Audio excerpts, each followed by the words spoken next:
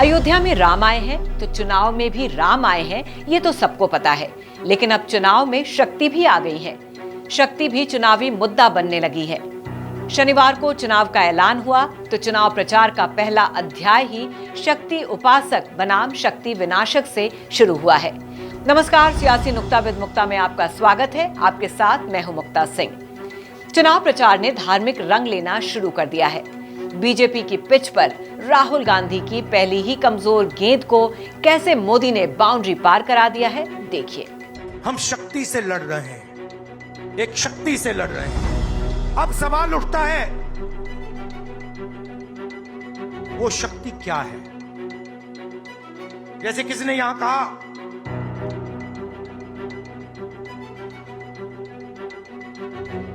राजा की आत्मा ईवीएम में है।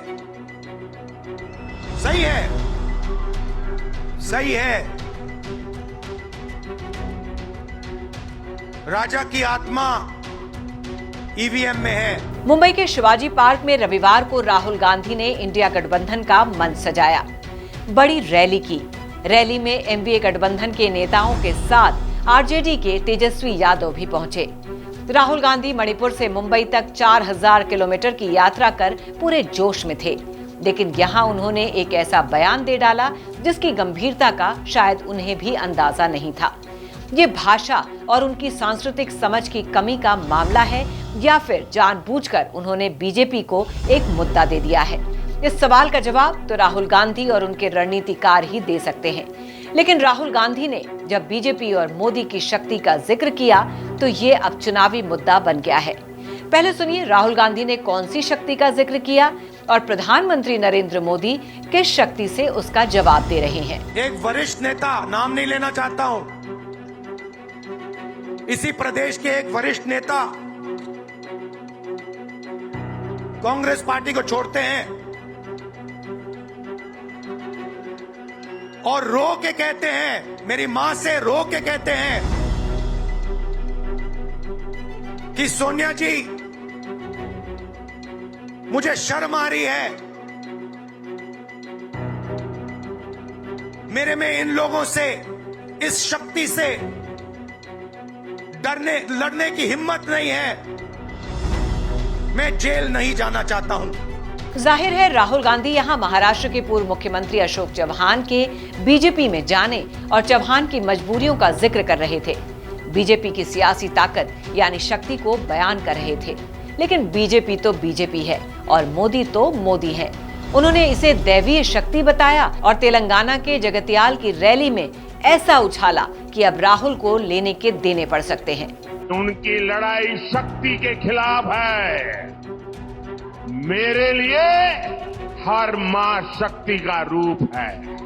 माताओं बहनों, आपको मैं शक्ति के रूप में पूजा करता हूं। इंडिया अलायंस ने अपना घोषणा पत्र शक्ति को खत्म करने के लिए किया है। मैं इस चुनौती को स्वीकार करता हूं और मैं इन शक्ति स्वरूपा माताओं बहनों की रक्षा के लिए जान की बाजी लगा दूंगा। मुकाबला 4 जून को हो जाएगा। कौन शक्ति का विनाश कर सकता है और कौन शक्ति के आशीर्वाद प्राप्त कर सकता है, इसका मुकाबला 4 जून को हो जाएगा। 24 का चुनाव कैसा होगा, इसकी बानगी देखनी है तो ये दोनों बयान इसके लिए काफी हैं। जैसे चावल की हांडी से एक चावल देखकर आप इसके पकने का अंदाजा लगा सकते हैं, वैसे ही ये चुनाव किन मुद्दों पर जोर पकड़ने वाला है, इसका भी अंदाजा लगा ही लीजिए। चुनाव प्रचार शुरू होते ही राहुल बनाम मोदी शुरू हो गया है। चुनाव प्रचार के दौरान राहुल गांधी का पहला बयान ही धार्मिक रंग ले रहा है। राहुल के मुताबिक वो बीजेपी की सियासी शक्ति से लड़ रहे हैं, लेकिन प्रधानमंत्री मोदी कह रहे हैं कि इंडिया गठबंधन शक्ति का विनाश करना चाहता है। हम सभी शक्ति की पूजा करते हैं, लेकिन विपक्ष के नेता इसे नष्ट करना चाहते हैं। शक्ति उपासक बनाम शक्ति विनाशक वाला ये नैरेटिव चुनाव में जोर पकड़ सकता है, वो भी ऐसे समय जब 8 अप्रैल से नवरात्रि शुरू होने वाली है, जब पूरा देश शक्ति आराधना के पर्व पर भक्ति में डूबा होगा। प्रधानमंत्री मोदी खुद नवरात्रि में व्रत रखते हैं, शक्ति की उपासना करते हैं। ऐसे में इस नैरेटिव को और मजबूत करने की कोशिश की जाएगी। शक्ति साधना का सबसे बड़ा पर्व होता है नवरात्रि। तब तक अगर ये मुद्दा खिंचा तो राहुल गांधी और कांग्रेस की बची कुची उम्मीदों पर भी पानी फिर सकता है। हिंदुओं में मुख्य रूप से 3 उपासना पद्धतियां हैं, शैव, वैष्णव और शाक्त। शाक्त संप्रदाय यानी शक्ति की आराधना। पूर्वी भारत में शाक्त संप्रदाय की तादाद बहुत ज्यादा है। पश्चिम बंगाल, पूर्वोत्तर, दक्षिण भारत के अलावा बिहार और उत्तर प्रदेश शक्ति पूजा के केंद्र माने जाते हैं। चुनाव तो पूरे देश में है, बंगाल में भी। बंगाल विजय को इस बार बीजेपी ने नाक का सवाल बना लिया है। राहुल गांधी इंडिया गठबंधन के बड़े नेता हैं।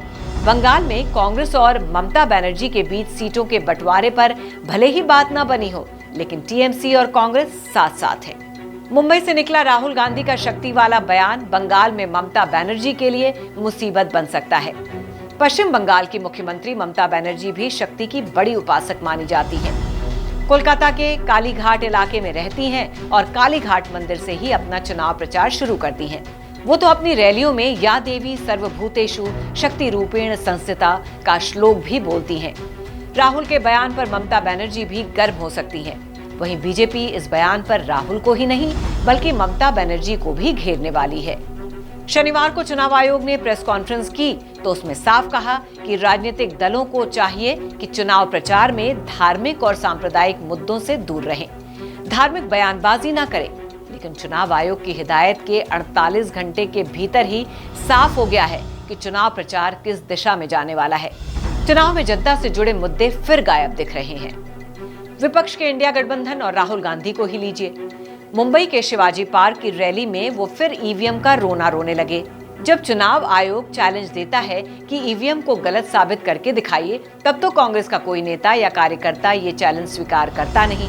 और जब जनता के बीच अपने मुद्दे नहीं बेच पाते हैं तो ईवीएम चिल्लाने लगते हैं। चुनाव आयोग भी शायद अब इन आरोपों को सीरियसली नहीं लेता। तो मुझे भी ईवीएम पे फिर मैं रात सोच रहा था ये प्रश्न तो आएगा जरूर। तो फिर रात को मैंने कुछ लिखा अपने हाथ से, वो फिर आपको सुनाता हूं। अधूरी हसरतों का इल्जाम, अधूरी हसरतों का इल्जाम हर बार हम पर लगाना ठीक नहीं। ये ईवीएम कह रही है, मैं नहीं कह रहा हूं। अधूरी हसरतों का इल्जाम हर बार हम पे लगाना ठीक नहीं। वफा खुद से नहीं होती, खता ईवीएम की कहते हो। और बाद में गोया जब परिणाम आता है तो उस पर कायम भी नहीं रहते, आप ही के पक्ष में रिजल्ट आ जाता है। ये क्या बात है भाई, कितने दिन? ईवीएम्स आर 100% पूरी दुनिया बैलेट पेपर से आगे बढ़ गई है। डिजिटल इंडिया में अब बैलेट पेपर से चुनाव की बात तो बेमानी है, लेकिन ईवीएम को लेकर एक बात और है जिस पर बार बार मांग उठती रही है।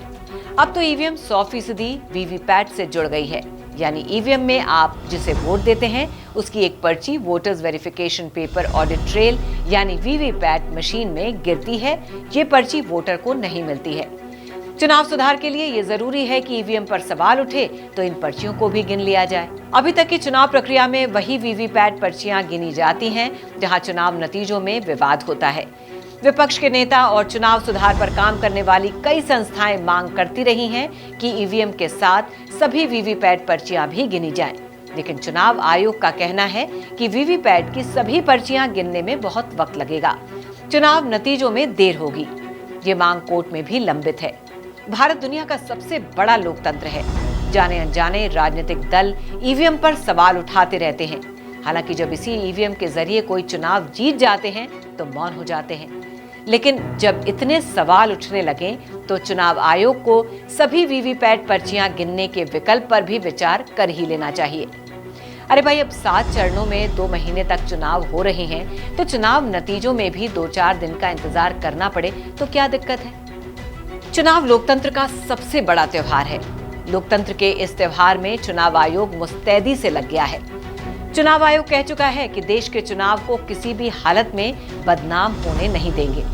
हम उम्मीद करेंगे कि चुनाव आयोग अपनी कथनी और करनी में भेद नहीं करेगा, धार्मिक तुष्टीकरण के बयानों पर नजर रखेगा और ईवीएम या इस तरह के किसी भी संदेह को आम जनता के दिलो दिमाग में जगह नहीं बनाने देगा। तो चुनाव से जुड़ी हर हलचल पर हम नुक्ताचीनी करते रहेंगे। चुनाव से जुड़ा हर अपडेट आप श्रेष्ठ भारत पर सबसे पहले देखेंगे। सियासी नुक्ता विद मुक्ता में आज के लिए बस इतना ही। बाकी खबरों के लिए देखते रहिए श्रेष्ठ भारत।